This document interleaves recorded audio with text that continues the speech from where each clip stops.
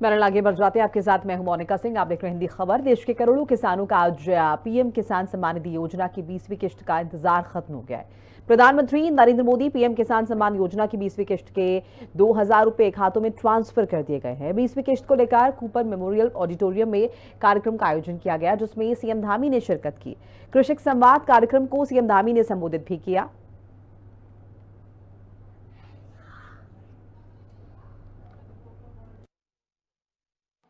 न्यूनतम समर्थन मूल्य एमएसपी में अभूतपूर्व वृद्धि करके किसानों को उनकी फसल का उचित मूल्य प्रदान किया जा रहा है।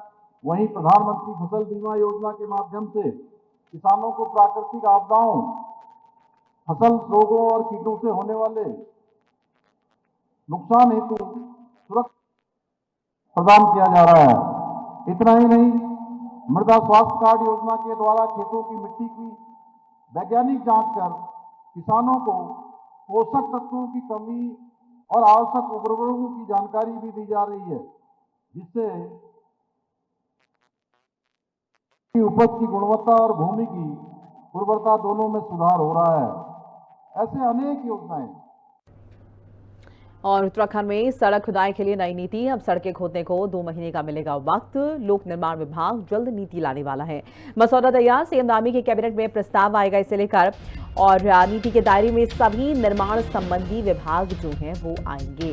सड़क खुदाई के लिए नई नीति का जिक्र यहाँ पर हम कर रहे हैं। और अब सड़कें खोदने को 2 महीने का वक्त। तो बड़ी जानकारी आपके साथ हम साझा कर रहे हैं।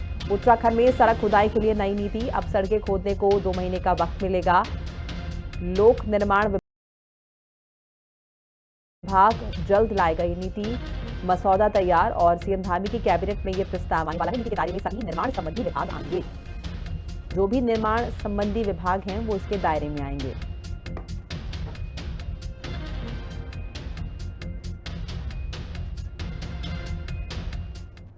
और पंचायत चुनाव के नतीजों के बाद बीजेपी और कांग्रेस दोनों ही दावा कर रही हैं कि सबसे ज्यादा जीत उन्हीं की पार्टी से जुड़े प्रत्याशियों को मिली है। इस बीच नतीजों को लेकर कैबिनेट मंत्री गणेश जोशी ने कहा है कि आंकड़े उठाकर देखें तो 81 स्थानों पर भारतीय जनता पार्टी के प्रत्याशियों ने विजय हासिल की है, जबकि सभी जिला पंचायतों में अध्यक्ष भारतीय जनता पार्टी के बनेंगे, जिसके लिए मुख्यमंत्री का कुशल नेतृत्व और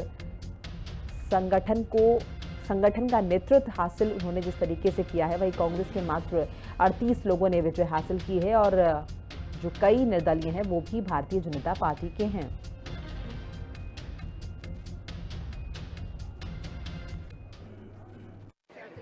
देखिए, अगर आंकड़े उठाकर आप देखें,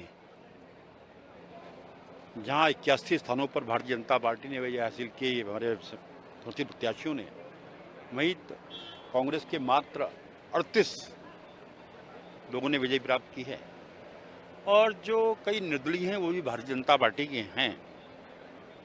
तो इसलिए मैं पूरे विश्वास के साथ कह सकता हूं कि पूर्व की भांति सभी जिला पंचायतों में अध्यक्ष भारतीय जनता पार्टी के बनेंगे, अधिकांश ब्लॉक प्रमुख हमारे बनेंगे।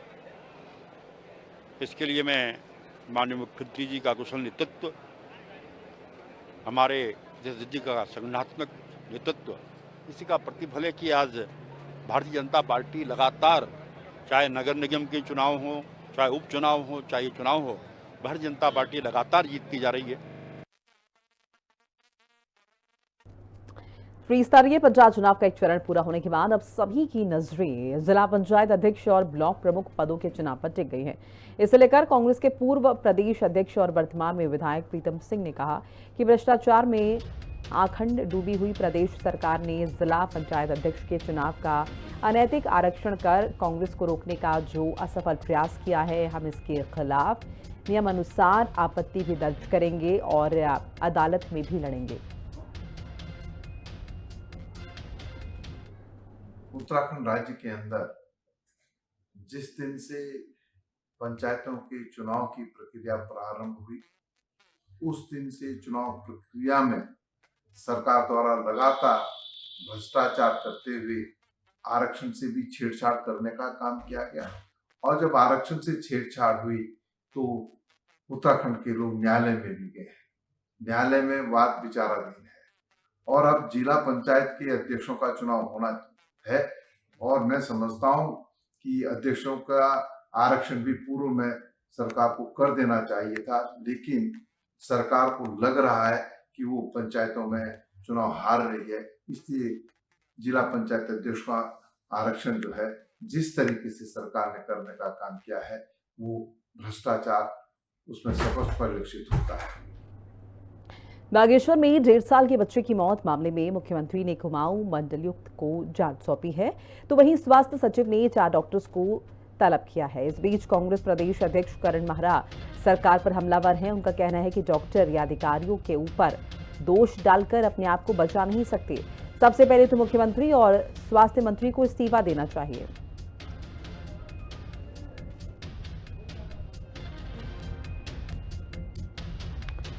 तो सीएम और स्वास्थ्य मंत्री इस्तीफा दे, ये करण महरा की तरफ से कहा गया, क्योंकि 1.5 साल के बच्चे की मौत का मामला है, स्वास्थ्य संबंधी ये मामला है। देखिए, पहले तो डॉक्टर्स के ऊपर या अधिकारियों के ऊपर डालकर अपने को बचा नहीं सकते। मुख्यमंत्री को और इनके स्वास्थ्य मंत्री को इस्तीफा देना चाहिए। एक ऐसा फौजी दिलीप जो वहां से थे, वो जम्मू कश्मीर में तैनात हैं और परेशान थे। उनका छोटा सा बच्चा बीमार हुआ, माँ और उसकी बच्चे की दादी, वृद्ध दादी एक अस्पताल गए, वहां से दूसरे अस्पताल भेजा गया, तीसरे चौथे 5वां अस्पताल बागेश्वर भेजा गया चमोली से, और बागेश्वर में जाते जाते इतना टाइम लग गया पूरे दिन में कि वो बच्चा बच नहीं पाया। और ऐसे में अगर हम अपने फौजियों का जो बॉर्डर में हमारी रक्षा कर रहे हैं, देश की रक्षा कर रहे हैं, उनके अगर हम परिजनों का भी बचाव नहीं कर सकते तो फिर हम कुछ नहीं कर सकते। और ये बात मैं पिछले कई महीनों से इस बात को कह रहा था आप लोगों के माध्यम से कि हमारे पहाड़ के, चाहे वो गढ़वाल है चाहे कुमाऊं, जितने भी अस्पताल है वो रिफर सेंटर बन के रह गए, लेकिन मुख्यमंत्री के और मंत्री के कानून में जू नहीं रहेंगी। उत्तराखंड में बारिश का येलो अलर्ट जारी है। कई जिलों में भारी बारिश का येलो अलर्ट जारी है। विभाग ने जारी किए 24 घंटे में बाढ़ की चेतावनी। देहरादून समेत कई जिलों में येलो अलर्ट जारी है। तो लगातार बारिश हो रही है और इस बीच ये भी बताते चले कि प्रशासन द्वारा, मौसम विभाग द्वारा येलो अलर्ट भी जारी कर दिया गया है, यानी कि अभी बारिश और होगी। उत्तराखंड में बारिश का येलो अलर्ट जारी हुआ है। एहतियातन ये बता दिया गया है सभी जिलों के लिए ये अलर्ट जो है वो प्रशासन द्वारा जारी हुआ है। 24 घंटे में बाढ़ की चेतावनी भी प्रशासन द्वारा जारी हुई है।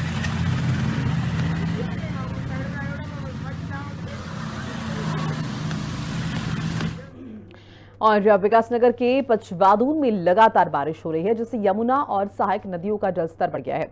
डाकपत्थर बैराज से लगातार पानी छोड़ा जा रहा है, जिसकी वजह से जाहिर है नदियों का जो बहाव है, जो जलस्तर है, वो काफी तेज हो चुका है। नदियां अपने उफान पर हैं और इसलिए प्रशासन की तरफ से लगातार ये अपील की जा रही है कि नदियों के नजदीक लोग ना जाएं। और जसपुर में एक बार फिर विद्युत विभाग की बड़ी लापरवाही सामने आई है। जसपुर में एलटी लाइन पर काम कर रहे लाइनमैन की करंट लगने से मौके पर ही मौत हो गई। परिजनों ने ऊर्जा निगम पर लापरवाही का आरोप लगाकर हंगामा किया। उन्होंने रोड पर शव रखकर हाईवे जाम कर दिया।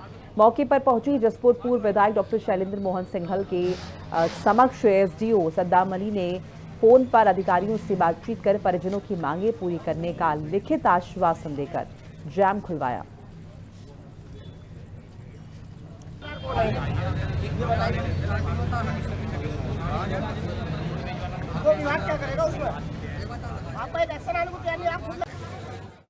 लाइन खराब होने पर उन्होंने एक सिट डाउन लिया था। सिट डाउन पे 2 लड़के गए थे, एक राजू था, एक सतीश कुमार, मेरा भाई सबसे मेरे बड़े भाई। दोनों सिट डाउन लेने के बाद में काम शुरू करा। जब तक लाइन में कोई करंट वगैरह नहीं था, तब जब काम शुरू करा इन्होंने, बिना सिट डाउन वापस किए लाइन में करंट दौड़ गया, जिससे एक विभाग की लापरवाही के कारण मेरे भाई की मृत्यु हुई। और कोटाबाग विकासखंड के गिनती गांव की ग्राम प्रधान ने अपनी हैट्रिक जीत पर विजय जुलूस निकालकर जनता का आभार जताया। इस दौरान सैकड़ों समर्थकों ने विजय जुलूस में हिस्सा लिया। कोटाबाग ब्लॉक की गिनती गांव ग्राम सभा से प्रीमा बजवाल भारी मतों से विजयी हुई हैं। प्रीमा बजवाल ने कहा कि उनके द्वारा पूर्व में जो विकास के काम किए गए हैं, उनको देखते हुए जनता ने फिर से उन्हें जिताया है। साल ये तीसरी बार मेरे अपने ही घर में अपने परिवार में तीसरी बार ये ग्राम प्रधान का पद है। पहले भी हमने जल जीवन मिशन में 4 करोड़ का काम किया, 4.5 करोड़ का काम किया था, वो पूर्ण हो चुका है। अब जो हमारा काम बाकी रह गया, जो रोटें जो खुदी है जल जीवन मिशन में, और जो सिंचाई विभाग की भूलें हैं, सिंचाई भूलें, क्योंकि हमारा जो गांव है एक कृषि विधान है और यहाँ 90% किसान रहता है, और हमारे गांव में 40% SC बाहुली क्षेत्र है और 15% OBC है। इनको हमने पिछली बार भी 35 एक प्रधानमंत्री आवास दिलाए और सभी लोगों को हमने अपनी तरफ से उनकी गरीबी रेखा से ऊपर उठाने की कोशिश की। हमारा तो हमेशा ही प्रयास रहा है कि हम अपनी ग्राम सभा गिनती गाँव को एक ऐसी ग्राम सभा बनाए जहाँ गरीब ना रहे और क्या कहते संग संग सब साथ चले। और मेरे तो ये रहेगा कि हम अपनी ग्राम सभा हमने जितना भी काम किया है, आगे को जितना भी और आए हम ग्राम सभा को और आगे को नाम दें। टिहरी जिला पंचायत अध्यक्ष पद के लिए भाजपा से अखौरी जिला पंचायत सीट से सदस्य पद पर निर्विरोध निर्वाचित होकर आई सोना सजवार ने अध्यक्ष पद पर ठोका अपना दावा। कहा कि प्रदेश संगठन सरकार का जो निर्देश होगा उसी के हिसाब से काम किया जाएगा। बताते चले कि त्रिस्तरीय पंचायत चुनाव संपन्न होने के बाद अब जीते हुए जिला पंचायत सदस्य जिला पंचायत अध्यक्ष पद को लेकर घमासान मच चुका है। सबसे पहले आपके चैनल के माध्यम से मैं जो हमारे नवनिर्वाचित जिला पंचायत सदस्यगण आए हैं उनको बहुत बहुत बधाई और शुभकामनाएं देती हूँ। और आपने कहा कि आप तीसरी बार जिला पंचायत अध्यक्ष की दावेदारी करेंगे। मैं आपके चैनल के माध्यम से ये कहना चाहती हूँ, मैं अपनी पार्टी के संगठन का, जिला नेतृत्व का, प्रदेश नेतृत्व का, प्रदेश के माननीय मुख्यमंत्री जी का बहुत बहुत बधाई और धन्यवाद देना चाहती हूँ, जिन्होंने मुझे अखौरी सीट से जिला पंचायत सदस्य के लिए आतिथ्य किया है। और रही टिकट की बारी, आपने कहा कि आप तीसरी बार अध्यक्ष की दावेदारी कर रहे हैं। एक जिला पंचायत सदस्य होने के नाते और पार्टी में रहने के नाते मेरा एक दायित्व भी और अधिकार बनता है कि मैं अध्यक्ष की दावेदारी करूं। रुद्रप्रयाग में बीते 3 दिनों से बंद पड़ी केदारनाथ यात्रा को सुचारू कर दिया गया है। हालांकि अभी सोनप्रयाग गौरीकुंड के बीच राजमार्ग दुरुस्त नहीं हो पाया है। इसके बावजूद जिला प्रशासन ने यात्रा पर लगाई अस्थायी रोक को हटाकर तीर्थयात्रियों को केदारनाथ धाम के लिए रवाना किया। श्रद्धालुओं को 6 किलोमीटर का अतिरिक्त सफर तय करने के साथ 22 किलोमीटर की दूरी नापनी पड़ रही है।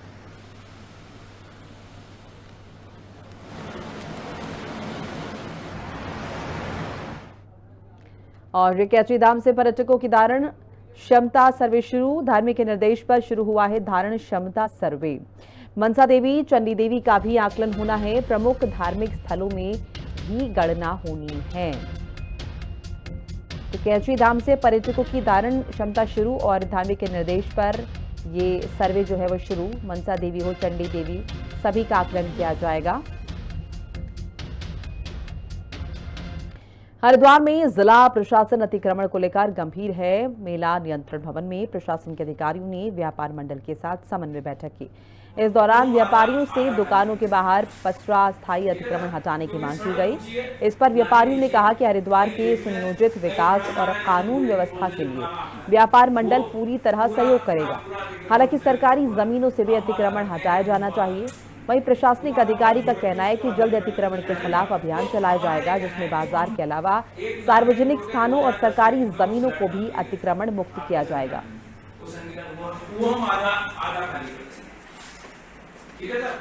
नेतृत्व में पूरा हम लोगों ने एक इंस्पेक्शन किया उसका, तो उसी के तहत आज हम लोगों ने बैठक बुलाई थी। उसमें व्यापार यह तय हुआ कि जो हमारे व्यापारी हैं वो अपनी दुकान से आगे कोई भी किसी तरह का एनक्रोचमेंट नहीं करेंगे।